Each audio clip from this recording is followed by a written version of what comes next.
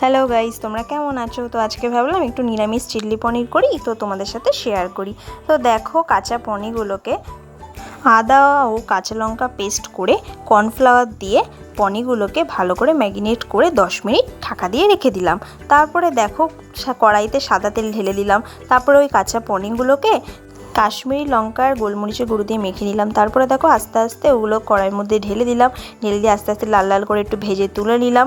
বাকিগুলোকেও আস্তে আস্তে ভেজে নিচ্ছি।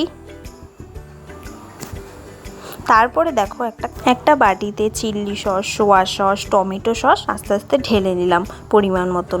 তারপরে ওটাকে মিক্স করে আস্তে আস্তে কড়াইতে পুরোটা ঢেলে দিলাম।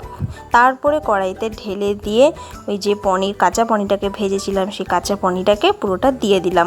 দিয়ে একটুখানি নাড়াচাড়া করলাম। দেখো, আস্তে আস্তে দেখো আমার চিল্লি পনির রেডি হয়ে যাচ্ছে।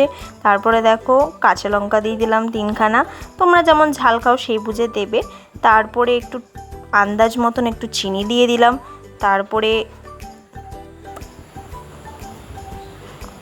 দেখো, আমার চিল্লি পনির ফুটছে, আস্তে আস্তে হয়েই গেছে বলতে পারো।